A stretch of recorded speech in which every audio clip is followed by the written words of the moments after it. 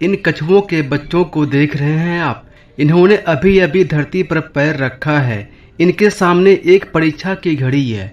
वो समुद्र में जाकर वहां पर तैरना चाहते हैं, लेकिन इनमें से कुछ ही बच्चे चुने जाएंगे जो सबसे ज्यादा फुर्तीले और सबसे ज्यादा ताकतवर होंगे। वही बच्चे समुद्र के लहरों का आनंद उठा पाएंगे, बाकी के बच्चे शिकारियों के शिकार हो जाएंगे। ये नियति का तरीका है। ताकतवर को ही नियति के यहाँ जगह मिलती है, कमजोर की यहाँ कोई जगह नहीं है। इस बात में कोई शक नहीं कि पुराने जमाने के लोग बहुत ताकतवर हुआ करते थे, और ये बात भी सच है कि वो जिंदा रहने के लिए खाना खाते थे, और हम सिर्फ जीभ के स्वाद के लिए खाना खाते हैं। चाणक्य ने अपने एक प्रसिद्ध श्लोक में कहा है कि रोटी से 10 गुना ऊर्जा आटे में होती है, आटे से 10 गुना ताकतवर दूध होता है, और दूध से 8 गुना ताकतवर मांसाहार होता है, मांसाहार से 10 गुना ताकतवर घी होता है। आज की तारीख में किसी इंसान को घी खाने के लिए दिया जाए तो वह 1 चम्मच से ज़्यादा घी नहीं खा पाएगा, और यदि पुराने जमाने में देखा जाए तो उनका सबसे अच्छा खाना घी होता था। आप महाराणा प्रताप के बारे में तो पढ़ा ही होगा।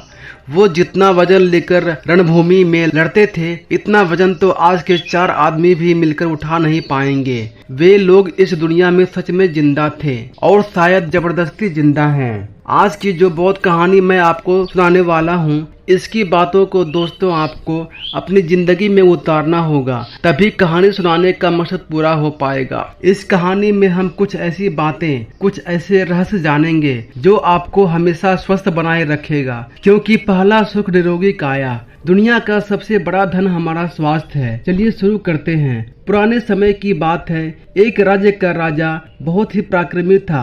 वो राजा इतना ताकतवर था कि आसपास के 50 से ज्यादा राज्य उस राज्य पर आक्रमण करने से पहले 100 बार सोचते थे। उन्हें पता था कि वहाँ के राजा और वहाँ की सेना बहुत ही ज्यादा ताकतवर है। राजा अपने प्रजा के लिए काम करता था। जो प्रजा के लिए सबसे ज्यादा फायदेमंद चीज होती है, वो उसी चीज का फैसला लेता था। लेकिन वह राजा अपने घर की तरफ देखता तो उसे बहुत चिंता होती। उस राजा के 2 पुत्र थे। बड़ा वाला पुत्र बहुत ही ताकतवर था। वह हर चीज का हुनर सीख चुका था। तलवारबाजी हो, भाले से खेलना हो या आग से खेलना हो, वह हर तरह की जाबाजी से संपूर्ण था। उसे जो भी चीज सिखाई जाती थी वह बहुत ही जल्दी सीख जाता।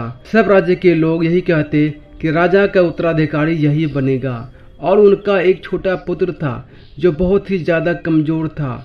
वह कुछ भी नहीं सीख पाया, न तलवारबाजी सीख पाया, न युद्ध की रणनीतियां सीख पाया। वो हमेशा आलस में पड़ा रहता। राजा को ये बात बहुत ही तकलीफ देती। राजा चाहता था कि दोनों बच्चों को बराबर राज्य मिले, क्योंकि दोनों तो मेरे ही खून है ना।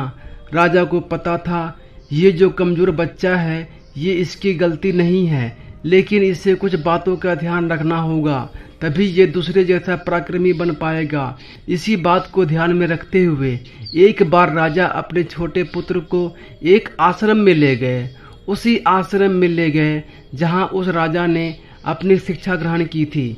उन्हीं गुरु के पास अपने पुत्र को ले गया और उसने अपने गुरु से कहा, गुरुदेव, मैं चाहता हूँ कि मेरा बच्चा आपसे शिक्षा ग्रहण करे। ये कभी भी कुछ भी सीखना नहीं चाहता। मेरा दूसरा पुत्र बहुत ही पराक्रमी है। वह राज्य को आज भी संभाल सकता है, और ये हमेशा से मेरे चिंता का विषय बना है। मैं क्या करूँ? इसको भी अपने बड़े पुत्र की तरह बड़ा बना दो। मैं चाहता हूँ कि दोनों पुत्रों को बराबर राज्य मिले। मैं किसी के साथ भेदभाव नहीं करना चाहता। ये बात सुनकर गुरुदेव कहते हैं, मैं जानता हूँ राजा, इस पुत्र को क्या तकलीफ है। तुम कुछ दिन के लिए पुत्र को यहीं छोड़कर चले जाओ।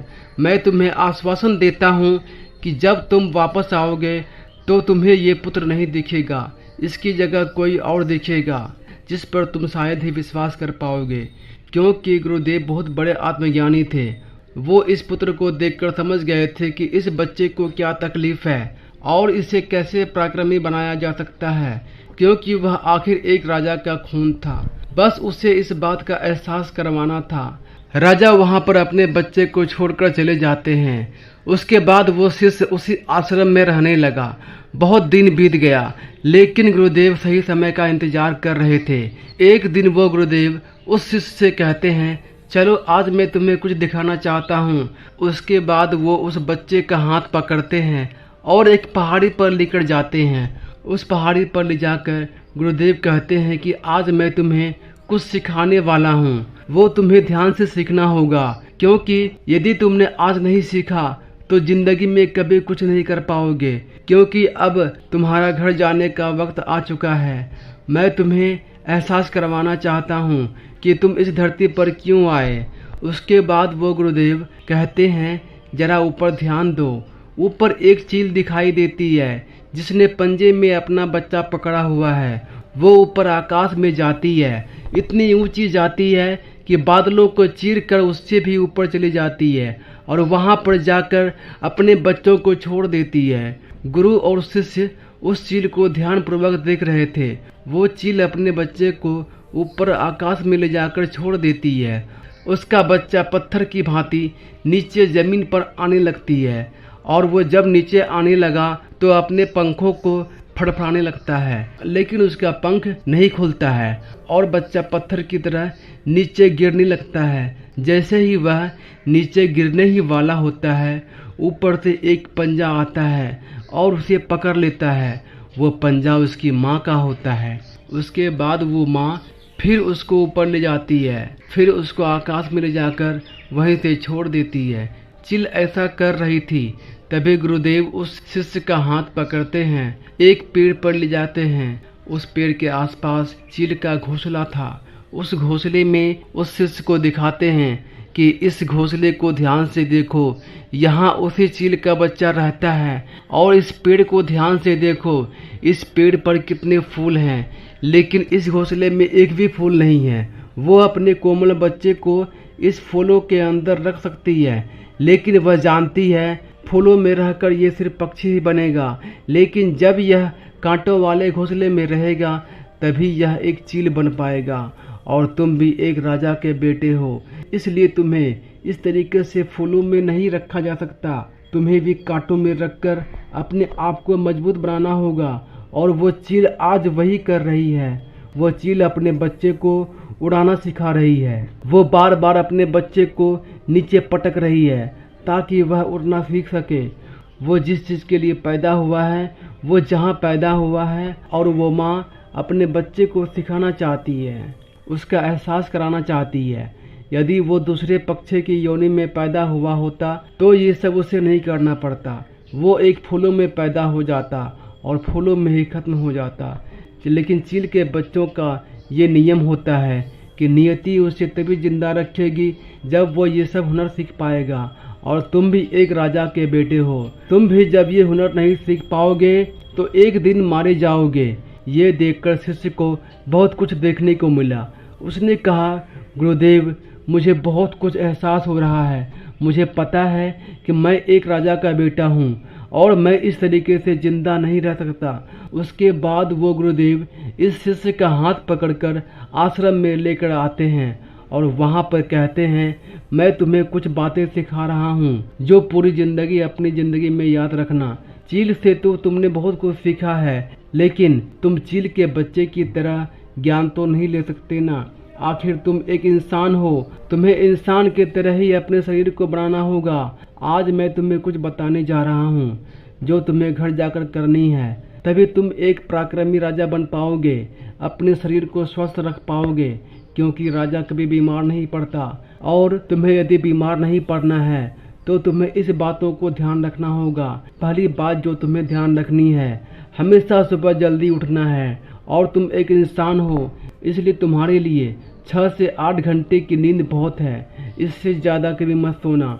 और सुबह जल्दी उठकर अपना जो हुनर होता है, जो एक राजा एक हुनर सीखता है, वो हुनर तुम्हें सुबह जल्दी उठकर सीखना है। सुबह जल्दी उठकर तुम्हें योगा और प्राणायाम करना है। अपने शरीर को तुम जितना स्वस्थ रखते हो, उससे अपनी मानसिक शक्ति को भी इतना ही बढ़ाना है। और ये मानसिक शक्ति तुम्हें ध्यान से मिलेगी। हमेशा ध्यान करना, हमेशा सुबह जल्दी उठकर प्राणायाम करना। हमेशा सुबह जल्दी उठकर योगा करना, और यही तुम्हें हमेशा मजबूत बनाएगी। और यदि तुम सुबह जल्दी नहीं उठते हो तो एक नया तरीका अपनाना, इससे तुम सुबह जल्दी उठ पाओगे। जिस दिन तुम 10 मिनट लेट हो जाते हो उस दिन अपने शरीर पर एक कोड़ा मढ़वा देना। यदि दूसरे दिन 20 मिनट लेट हो जाते हो तो अपने शरीर पर 2 कोड़े मढ़वा देना। देखना 4-5 दिनों में तुम उस समय उठोगे जिस समय तुम उठना चाहते हो। दूसरी बात जो हमेशा ध्यान रखना, भरपूर स्वस्थ खाना खाना। कभी भी ऐसी चीज मत खाना जो तुम्हारे शरीर को नुकसान पहुंचाती हो। हमेशा स्वस्थ खाना खाना, जैसे कि सब्जियां, फल, फ्रूट, दूध, दही, यही होता है असली भोजन। हमेशा भोजन करना। जीव के स्वास्थ्य के लिए तुम ऐसी चीज मत खाना जो तुम्हारे शरीर को नुकसान पहुंचाती हो। अगली बात जो तुम्हें ध्यान में रखनी है, यदि तुम्हारे मन में कोई ऐसी बात हो जो तुम्हें चिंता में डाल रही हो तो उसे अपने घर परिवार में कहना। कभी भी मन में छुपाकर उस बात को मत रखना, क्योंकि वो बात तुम्हें कमजोर बना देगी। वो बात तुम्हें चिंता में लेकर जाएगी और चिंता शरीर को चिंता बना देती है। इसलिए अपने मन में कभी कोई बात छुपाकर मत रखना। हर बात को अपने घर के, अपने परिवार से, अपने पिताजी से वो बात हमेशा कहते रहना। कोई भी बात अपने मन में छुपाकर मत रखना। अगली बात, हमेशा सकारात्मक सोचना। कभी भी नकारात्मक विचार अपने मन में मत लाना। सबके जीवन में उतार और चढ़ाव आते हैं। अच्छा और बुरा सबके जीवन में होता है। सुख और दुख आते रहते हैं। ये जिंदगी के एक सिक्के के 2 पहलू हैं। इसलिए जीवन में कैसा भी वक्त क्यों न हो, हमेशा सकारात्मक रहना। अगली बात जो ध्यान में रखनी है, हमेशा हंसते रहना, हमेशा मुस्कुराते रहना। यदि तुम्हारे मन में किसी बात की चिंता हो तो वो बात, किसी की चिंता तुम्हारे चेहरे पर नहीं दिखनी चाहिए, क्योंकि तुम एक राजा हो और राजा हमेशा मुस्कुराता होना चाहिए, तभी जनता मुस्कुराती है। इसलिए जब भी तुम जनता के बीच रहो या अपने घर के बीच, हमेशा मुस्कुराते रहना, क्योंकि जितना तुम मुस्कुराओगे तुम्हारे शरीर में सकारात्मकता आएगी और इससे तुम्हारा शरीर और ज़्यादा मजबूत बनेगा। और लास्ट बात जो तुम्हें ध्यान में रखनी है वो है हमेशा दान पुण्य करते रहना। हमेशा कभी भी दान पुण्य से पीछे मत हटना।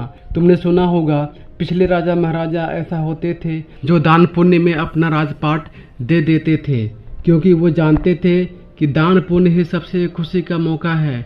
क्योंकि जब तुम दान पुण्य करते हो, दान पुण्य जरूरी नहीं कि पैसों से किया जाए, किसी की मदद करके भी हम दान पुण्य कर सकते हैं। इसलिए कभी भी दान पुण्य में पीछे मत हटना, क्योंकि जब हम दान पुण्य करते हैं हमारे मन में एक खुशी आती है और वही खुशी हमारे जीवन को मजबूत बनाती है।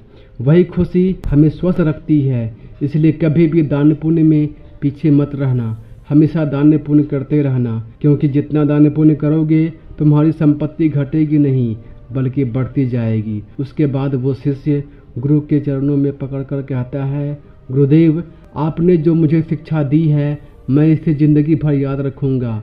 उसके बाद वो शिष्य कहता है, गुरुदेव अब मुझे आज्ञा दीजिए, मैं अपने राज्य में जाना चाहता हूँ।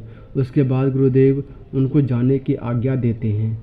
दोस्तों, उम्मीद है आपको यह कहानी पसंद आई होगी और इसमें बताई गई बातों को यदि आप अपने जीवन में अप्लाई करते हो तो आप हमेशा स्वस्थ रहोगे।